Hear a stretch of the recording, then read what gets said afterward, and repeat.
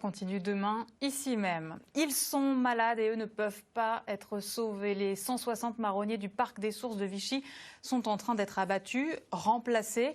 Mais sur place, le sujet divise. Reportage au pied de ces marronniers et platanes de Christian Darneville et Chloé Pelletin. Les machines ont commencé leur travail lundi. Les arbres sont coupés, puis valorisés, comprenez transformés en copeaux. Moins d'arbres, ça fait plus de pollution environnante, il y a moins d'air, il y aura moins d'ombre. Pour se promener avec les enfants, ça va être un calvaire, ça va être un carnage.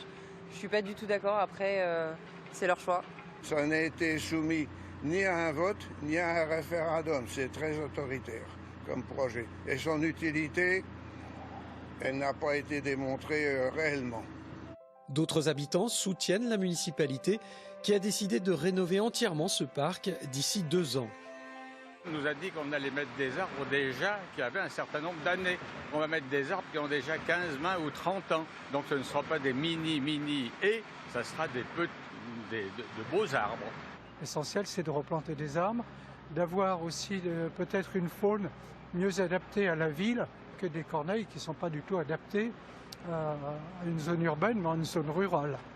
C'est pour ça que je trouve que ce n'est pas une mauvaise chose. Chaque arbre est examiné avant d'être abattu et des mesures spécifiques sont prises pour déplacer des animaux qui pourraient y loger, comme certaines chauves-souris. S'il y a un doute sur une espèce et que l'arbre est marqué 48, on ne va pas le tomber avec un bûcheron avec sa tronçonneuse.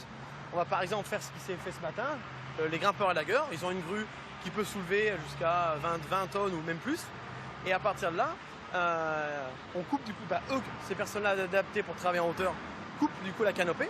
Donc on appelle ça des trônes en langage classique. Ils les descendent avec une grue, avec une élingue. Et on fait ça du coup pour tous les arbres qui sont sensibles. Et donc ils font ça, et donc du coup ça c'est pas un abattage classique où le tronc il tombe par terre, où l'espèce elle est détruite, où elle est perturbée, où elle est blessée. Au total, 160 arbres seront finalement abattus sur les 530 que compte le parc. Les travaux seront terminés en fin de semaine.